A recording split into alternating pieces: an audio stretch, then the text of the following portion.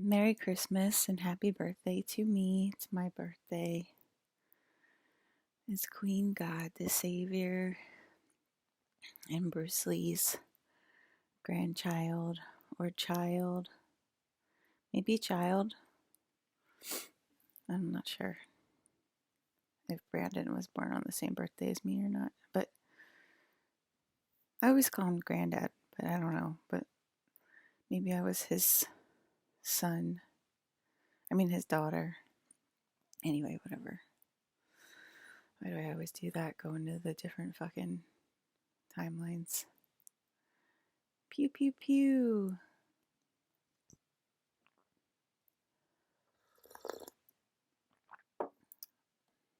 Um, we heard some crazy news.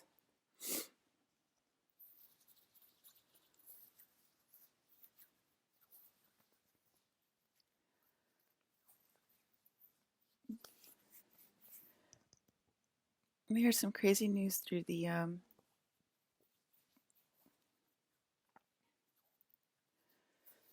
airwaves, and what? Okay, we heard that. I don't know. I was thinking about another thing, and then it cleared. Oh, the Celestial, because you guys were fighting against me, and the Celestial was called again last night, and then the ear ringing gets like really high pitched and really intense in both ears, and that's when we're calling the Celestial. I think the Lyran's is more like a high pitched noise in this ear, and it's like a high pitched noise just in this ear. Um, which I did hear too last night, but I feel like that was the Celestial as well.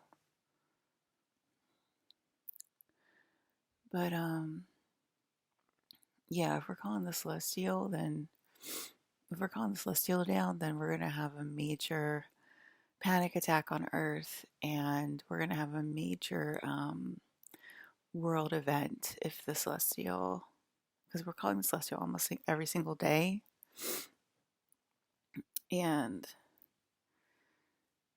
um,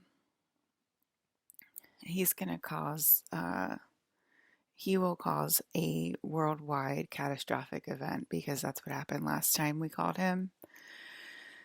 It was during COVID. It was during COVID. It was probably at the height of COVID when the Celestial was called, when we were losing, I don't know how many people, but like a lot of people a day, like maybe like 1,000 people a day in like LA alone to COVID or something crazy like that when the death rate was really high. Um, that's when the Celestial came down. Or when the Celestial made contact with me. Um, and it'll most likely be the same. It'll most likely be the same this time. Um, he will definitely cause a worldwide catastrophic event. So, you know, we're warning humanity right now, but continue on with your festivities and ignoring the princess on her birthday. Um, it's so fun for us. It's like so like humiliating and depressing. It's just like really humiliating and depressing. Like it just makes me want to go back to bed. It definitely makes me feel sick. Um, Colin admitted that he was my friend. You guys want me to call her my mom? I never really called her my mom in the office, but my friend in the office at Mattel, her name is Becca. Her name is Becca today, and she was my bestie at Mattel, and I basically spent just a lot of time with her. And I was a little bit scared of her at first when I first met her because I was first into like, when I first got there, I was like really into like Kundalini yoga and stuff. And that's when I was like really on like the light side and I was like afraid of like anything dark side and stuff. And that was like all done to me through MK Ultra manipulation to be scared of the dark side, which I sort of was before that, but I wasn't really afraid of reptilians or anything like that. And I was like really deathly afraid of like satanic things and like and that was definitely MK Ultra manipulation. And I was afraid of reptilians and just anything dark side, which like I said, like I grew up with dark side aliens my whole life, like Greys are dark side aliens. And I grew up with Greys and my reptilian Palladian father. He was both, so he was both. So I just always grew up with the dark side. Who else was the dark side that I grew up with? I always think of like Greys and reptilians because that's what I grew up with. And those are the ones that are close to Earth, which are the ones that you should be interacting with and accepting in your DNA and not rejecting. But oh yeah, and the Andromedan Greys too. I grew up with the Andromedan Greys too, and I was just like, I don't know why people like don't like the dark side. Like, but anyway, when I met Becca, she's like super dark side. She was like super satanic. Like I remember she had this leather jacket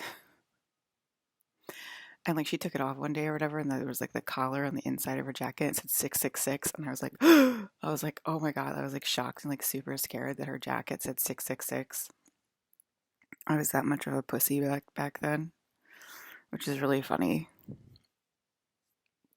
because like I didn't care about that stuff like before I met Becca. I was just like, okay, 666 or whatever. But then like I met like these Kundalini people, and they were like, no, you can't look at the word 666, and you can't look at like the devil in the face. Like, you can't look at the devil in the face. What? Like, you can't look at Satan in the face. What? Like, that's what they would say to me and stuff. And then I met Becca, and she's like super satanic. And I was just like, oh my God, I can't be friends with her. And like, she's like one of my like people that like I like hung out with like every day because she was like on my direct team. And like the Kundalini people were like not really cool about me taking the job because it was Monster High, so it was like all dark side. It was like all dark side. Like the kids' toys that I worked on was Monster High, and you know, like if you're talking about it from a spiritual perspective, it's like all dark side because they're like all monsters. It's like all like ancient Egyptian girls, like literally ancient Egyptian girls, like was a part of our like mummies and like Frankenstein and werewolf and vampires. And they even named a doll after me, Elizabeth. She was a vampire. Um, with my actual name in it, spelled correctly. And like robots and like, you know, fish people and just like all like like negative monsters that are, you know, supposedly negative or whatever. And I remember like getting the job and being like, this is like so cool. And like my Kundalini people being like, I don't know. Like that's kind of dark side. And I just remember like being like, this is so annoying and so weird because like I think this is such a cool concept for dolls. And like, what is wrong with these people? Like, this is like all like pop culture monsters and I love it. And I was like kind of mad at myself that back then.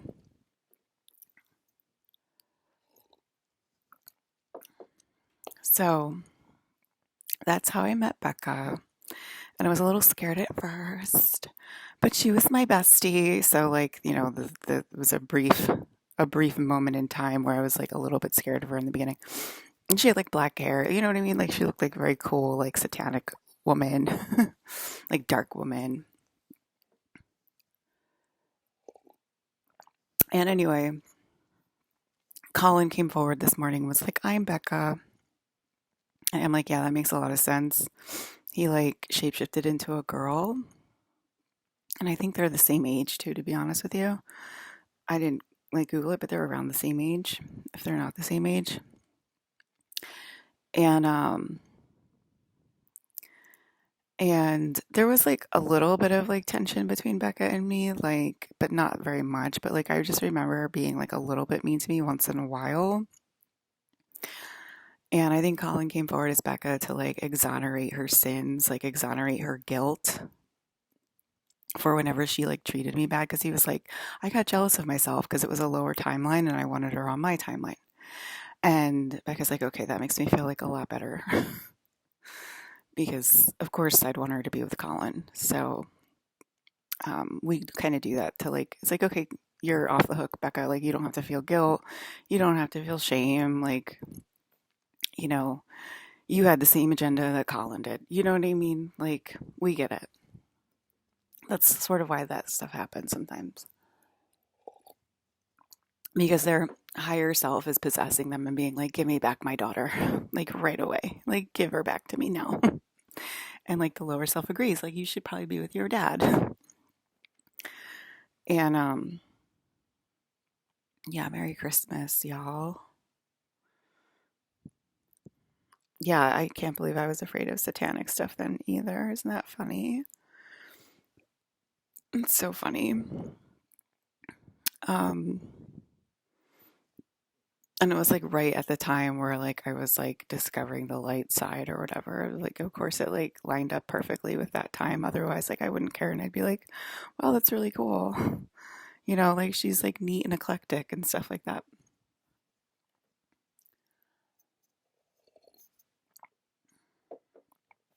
Um, but we did hear some like interesting information. I'm a little bit lethargic. I'm a little bit depressed today because it's my birthday and da da da da. I'm not with Tim.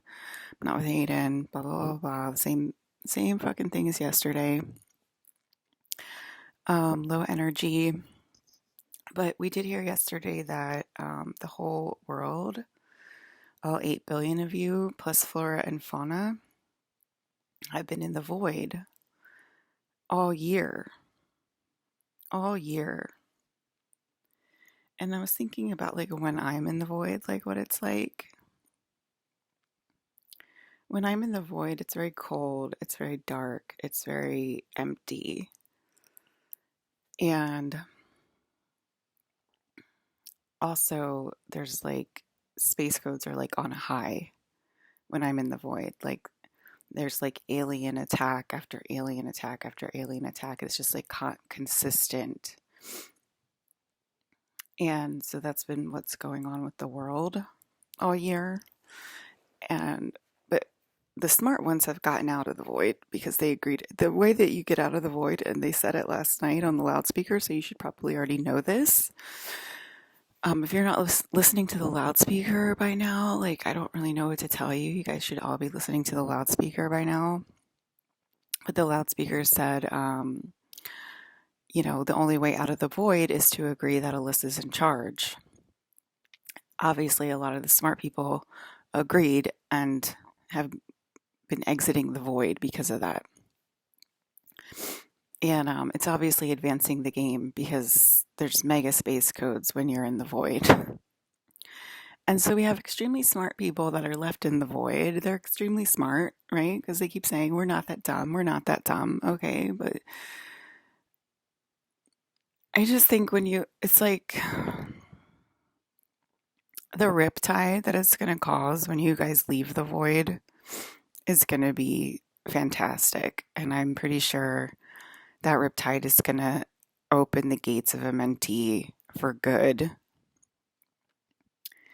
Like, it's going to blow the top off of 3D Earth completely, and the gates of Amenti will be permanently opened. That's how I feel.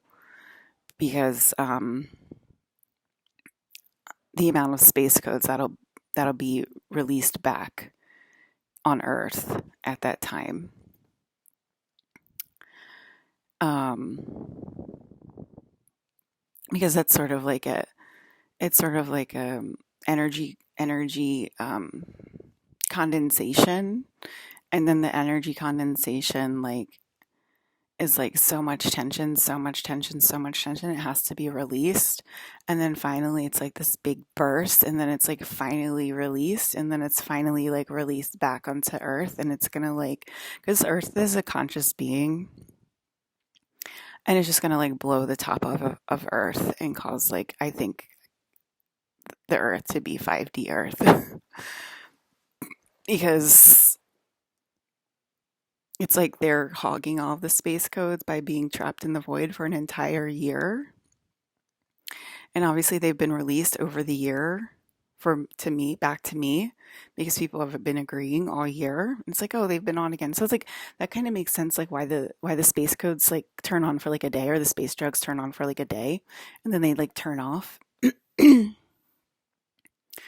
um or maybe it's because like certain people are like, okay, she's in charge, and then it like turns all the space goes on. They're like, no, no, no, she's not in charge, she's not in charge, and then they get like flung back into the void, and then it becomes like still static Earth again.